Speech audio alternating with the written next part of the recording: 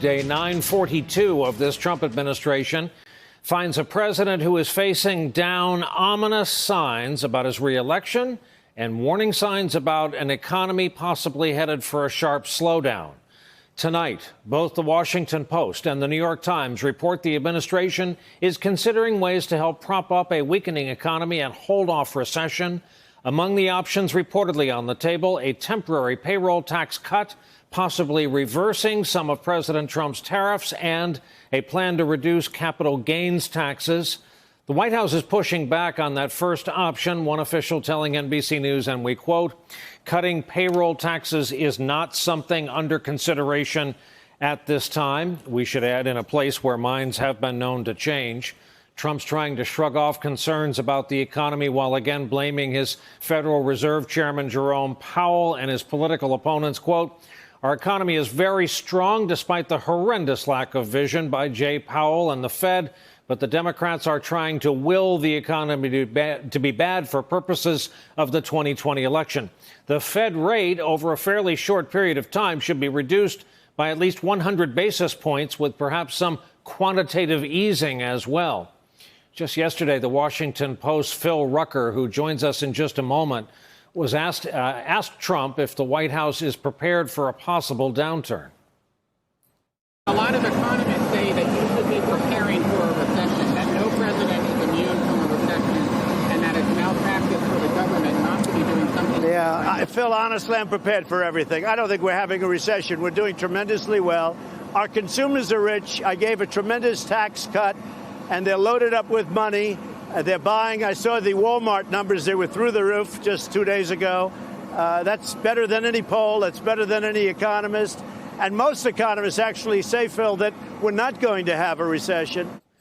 Trump may also be rattled by the latest Fox News polling that shows him underwater with leading Democratic 2020 candidates. So much so, he's now lashing out at a network he has considered the home team.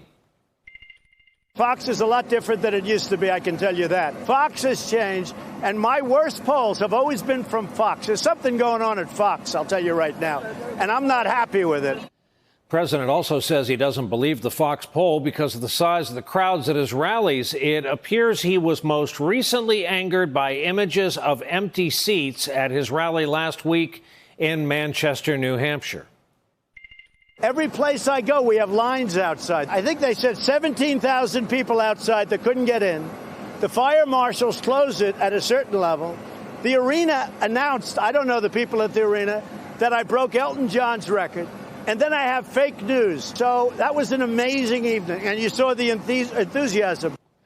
Along with crowd size, Trump has returned to another favorite topic, alleged voter fraud in the last presidential election, never proven.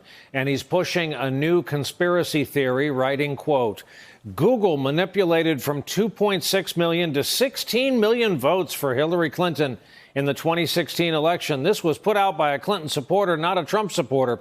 Google should be sued. My victory was even bigger than thought." There is no evidence of that. In fact, it came shortly after a discussion aired on Fox Business about one psychologist's research on the popular vote, research that Google has refuted. Hillary Clinton responded today, writing this: "The debunked study you're referring to was based on 21 undecided voters. For context, that's about half the number of people associated with your campaign who have been indicted." Then there's the president shifting positions when it comes to gun control. Immediately after those mass shootings in Dayton and El Paso, combined death toll 31. Trump sounded ready to support new background check laws, much as he did following the Parkland school shooting last year. Take the guns first, go through due process second. We're going to get this done in a bipartisan manner. I'm not even worried about 60 votes. I really believe that 60 votes, 60% meaning, should be so easy. It should be 100%. I think we can do meaningful, very meaningful background checks. I want to see it happen. And I think we can bring up background checks like we've never had before. Tonight, Annie Carney of the New York Times reports with her colleague Maggie Haberman that, quote, after discussions with gun rights advocates during his 2-week working vacation in Bedminster, New Jersey, including talks with Wayne LaPierre, the chief executive at the NRA, Mr. Trump's resolve appears to have substantially softened. And here's what he was saying to reporters as recently as yesterday. People don't realize we have very strong background checks right now.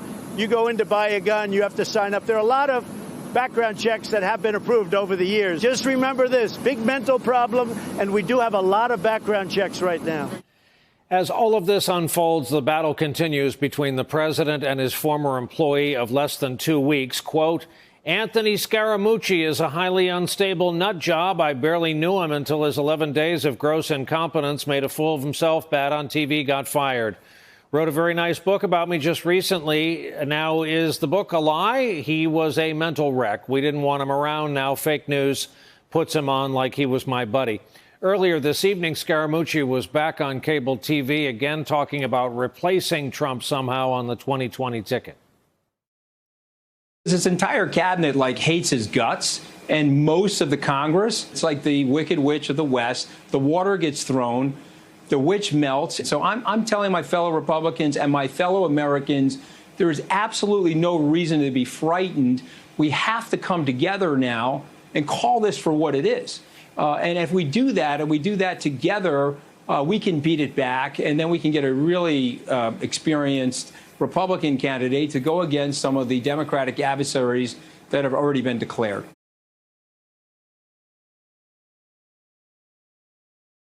Hey there, I'm Chris Hayes from MSNBC. Thanks for watching MSNBC on YouTube. If you want to keep up to date with the videos we're putting out, you can click subscribe just below me, or click over on this list to see lots of other great videos.